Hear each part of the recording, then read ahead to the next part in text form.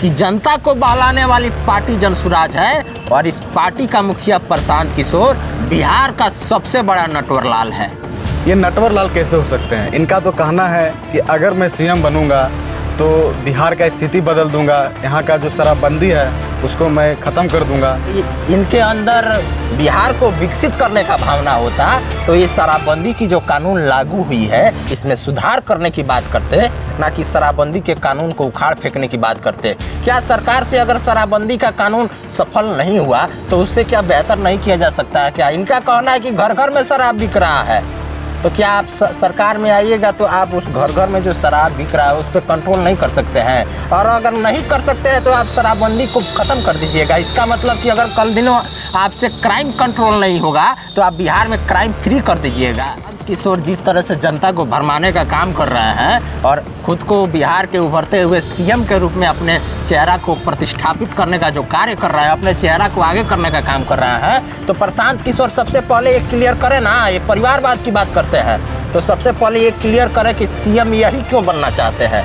क्या ये प्रशांत किशोर हमको सीएम बनाएंगे क्या अपने पार्टी का, या किसी और को सीएम बनाएंगे क्या? ये खुद ही सीएम क्यों बनना चाहते हैं? ये प्रशांत किशोर का सबसे बड़ा जुमला है। प्रशांत किशोर बिहार के केजरीवाल हैं और प्रशांत किशोर लोगों से चिकनी चुपड़ी बातें करके और चिकनी चुपड़ी वादे करके लोगों को भावुक करना चाहते हैं और उनसे वोट लेना चाहते हैं प्रशांत किशोर। गोपालगंज के राष्ट्रवादी कवि बाला बिहारी हैं जो कि बीजेपी के अभी प्रदेश प्रवक्ता भी हैं। इनसे जानेंगे कि प्रशांत किशोर के बारे में इनका क्या राय है। देखिए, जनता को बहलाने वाली पार्टी जनसुराज है कि जनता को बहलाने वाली पार्टी जनसुराज है और इस पार्टी का मुखिया प्रशांत किशोर बिहार का सबसे बड़ा नटवरलाल है। ये नटवरलाल कैसे हो सकते हैं? इनका तो कहना है कि अगर मैं सीएम बनूंगा तो बिहार का स्थिति बदल दूंगा, यहाँ का जो शराबबंदी है उसको मैं ख़त्म कर दूंगा और यहाँ पे शराब 2 घंटे में शुरू करवा दूंगा, जिससे कि सरकार को बहुत ज़्यादा मुनाफा होगी। अभी जो लॉस हो रहा है, इनका कहना है कि शराबबंदी हुआ है जिससे सरकार का बहुत ज़्यादा नुकसान हुआ है। आपका क्या सोचना है इसके बारे में? बिहार को फिर से दारूबाज बनाना चाहते हैं बिहारियों को। अगर इनके अंदर बिहार को विकसित करने का भावना होता तो ये शराबबंदी की जो कानून लागू हुई है इसमें सुधार करने की बात करते, ना कि शराबबंदी के कानून को उखाड़ फेंकने की बात करते। क्या सरकार से अगर शराबबंदी का कानून सफल नहीं हुआ तो उससे क्या बेहतर नहीं किया जा सकता है? क्या इनका कहना है कि घर घर में शराब बिक रहा है, तो क्या आप सरकार में आइएगा तो आप उस घर घर में जो शराब बिक रहा है उस पर कंट्रोल नहीं कर सकते हैं? और अगर नहीं कर सकते हैं तो आप शराबबंदी को ख़त्म कर दीजिएगा। इसका मतलब कि अगर कल दिनों आपसे क्राइम कंट्रोल नहीं होगा तो आप बिहार में क्राइम फ्री कर दीजिएगा। जनता को यहाँ सोचना चाहिए। इनका ये भी कहना है कि जो सीएम बनते हैं बिहार के वो हमेशा परिवारवाद चलते आ रहा है कि पहले पिताजी सीएम थे, उसके बाद उनके पुत्र आए हैं तो पुत्र सीएम बनेंगे, फिर उनका जो अगला जनरेशन होगा वो सीएम बनेंगे। उनको हटाने के लिए इनका सोच है कि ये नए जो चेहरा हैं उनको अपने पार्टी में शामिल करते हैं, पुराना चेहरा को ये छोड़ देते हैं। इसके बारे में आपका क्या कहना है? तो इनके पार्टी में शामिल कौन होना चाहता है? पुराना कौन सा नेता इनके पार्टी में शामिल होने जा रहा है? ये नए चेहरे जो वो बिहार के जिनको एक वार्ड के चुनाव में जो नहीं जीत सकते हैं वो इनके पार्टी में हैं, उनको ये टिकट दे रहा है। इनके पार्टी से चुनाव लड़ने के लिए तैयार कौन है? आखिर टिकट किसको देंगे ये? आपको क्या लगता है कि ये अगर चुनाव लड़ेंगे तो इनको एक भी सीट नहीं आएगा किसी एरिया से? आपका ये सोच है?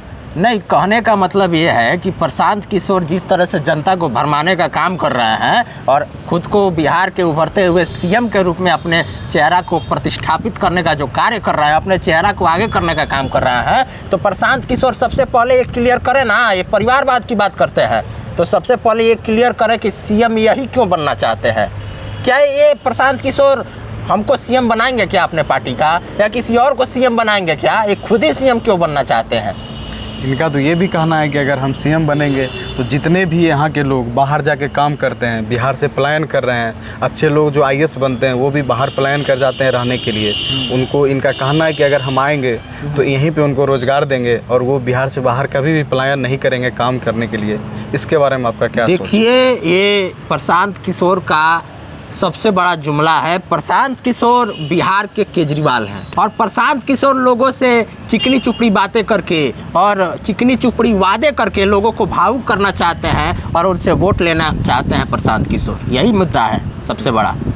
इनके अंदर अगर समाज सेवा रहता तो इस समाज सेवा करने के लिए सीएम बनने की ज़रूरत क्या है?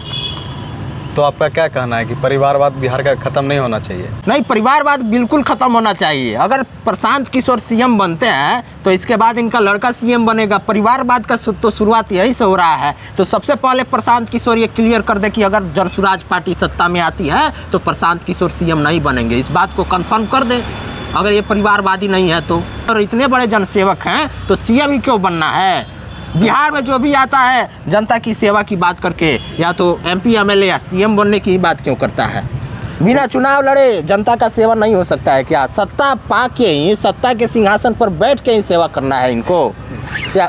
इनका तो ये भी कहना है कि इन्होंने बहुत सारे राज्य में सीएम बनाया है, इन्हीं के योगदान से वहाँ पे सीएम बने हैं। बिल्कुल बनाए होंगे, तो बहुत सारे सीएम बनाए हैं। तो जो बहुत सारा सीएम बनाया है वो सीएम से कह के बहुत सारे भ्रष्टाचार को भी तो खत्म करवा सकता था। ये कहते हैं कि हम बिहार में नीतीश कुमार को सीएम बनाए। नीतीश कुमार के सबसे बड़े सलाहकार रहे हैं प्रशांत किशोर। तो नीतीश कुमार से कह करके बिहार से पलायन क्यों नहीं रुकवाए? ये रुकवा सकते थे ना, इतने बड़े सलाहकार थे। तो क्या सलाह दिए नीतीश कुमार को? पलटी मारने का सलाह दिए थे क्या प्रशांत किशोर? हम तो नीतीश कुमार जी का बहुत सम्मान करते हैं। बिहार में नीतीश कुमार जैसा स्वच्छ छवि का सीएम मिलना बहुत मुश्किल है। नीतीश कुमार पर एक भी करप्शन का कोई भी आरोप नहीं है। और ये सबसे बड़ा बात है एक नेता के लिए और एक नेता के स्वच्छ छवि के लिए। उन्होंने तो ये भी बताया है कि शराबबंदी से जो सरकार को नुकसान हुआ है, अगर वो इनको मिले तो ये यहाँ का इंफ्रास्ट्रक्चर में और सुधार लाएंगे। इनका ये कहना है। ये आपको क्या लग रहा है, सही सोच रहे हैं? शराबबंदी कानून जो है सरकार को अमीर करने का सबसे बड़ा जरिया थोड़े है। शराबबंदी के बाद भी तो कई सारे रास्ते हैं जिससे सरकार अमीर हो सकती है, सरकार के पास पैसे आ सकते हैं, इनकम का बहुत सारा स्रोत हो सकता है। शराबबंदी के पीछे ये क्यों पड़े हैं? क्योंकि ये शराब बिहार में जितने भी दारू पीने वाले हैं शराबबंदी के नाम पर उनसे वोट लेना चाहते हैं, उनको अपने जाल में फंसाने का काम कर रहा है। बिहार का 40% पिछड़ा वर्ग मजदूर शराब पीता है, 40% वोट को अपने कब्जे में लेना चाहते हैं शराबबंदी खत्म करने का नाम पर। ये सबसे बड़ा जो है विश्वासघात कर रहा है बिहार के साथ और जनता इसको समझ नहीं पा रही है। लेकिन अभी जो माहौल उन्होंने बनाया है, इतना सारा भीड़ उनके साथ जुड़ा हुआ है, जितने नवयुवक है वो उनके साथ जुड़े हुए हैं, तो क्या लगता है कि इतना भीड़ बिना कुछ देखे, बिना कुछ सुने उनके साथ जुड़ी हुई है, बिना कुछ सोच के जुड़ी हुई है? नहीं, देखिए ये सारा माहौल फिर से बिगड़ जाएगा। चुनाव नज़दीक आने दीजिए, कभी बाला बिहारी जब क्षेत्र में उतरेगा तो सारे माहौल को बिगाड़ देंगे। इनके जितना माहौल बनाया है इनके टोटल माहौल को 24 घंटा में बिगाड़ देंगे। 100 झूठ पर एक सच भारी होता है और जब एक बिहारी सच बोलने के लिए निकलता है तो उसके आवाज़ को केवल बिहार ही नहीं बल्कि पूरा देश सुनता है। और ये झूठ बोल करके जनता को अपने जाल में फंसा करके सीएम बनने का जो सपना देख रहे हैं, इनका सपना ना कभी पूरा होगा और ना ही इनके सपना को बिहार की जनता पूरा होने देगी। बिहार की जो गरीब महिलाएं हैं ये शराबबंदी कानून को ख़त्म करना चाहते हैं। बिहार की जितनी भी महिलाएं हैं वो सब प्रसन्न हैं, खुश हैं कि बिहार में दारू नहीं बिक रहा है। ठीक है, उन सब महिलाओं के साथ विश्वासघात करने का काम कर रहे हैं प्रशांत किशोर। ठीक है, और उन सब महिलाओं के जो गरीब उनके घर के लोग हैं जो दिहाड़ी मजदूरी करते हैं उनका पैसा घर में जाता है और वो उससे अच्छा काम करते हैं, विकास का काम करते हैं, वो दारू नहीं पीते हैं। और प्रशांत किशोर उसी शराबबंदी को ख़त्म करके फिर से उन दिहाड़ी मजदूरी करने वाले मजदूरों को पियक्कड़ बनाना चाहते हैं, हज़ारों परिवारों को फिर से उजाड़ना चाहते हैं। तो आज हमने कवि बाला बिहारी से जाना कि प्रशांत किशोर जो है वो लोगों को कैसे गुमराह कर रहे हैं और कैसे उनको अपने रास्ते पे, मतलब सही रास्ते से ले जाने के बजाय उनको एक गुमराह रास्ते पे ले जाने की कोशिश कर रहे हैं। ठीक है, यहीं पे हम अपन ये इंटरव्यू ख़त्म करते हैं। बहुत बहुत धन्यवाद।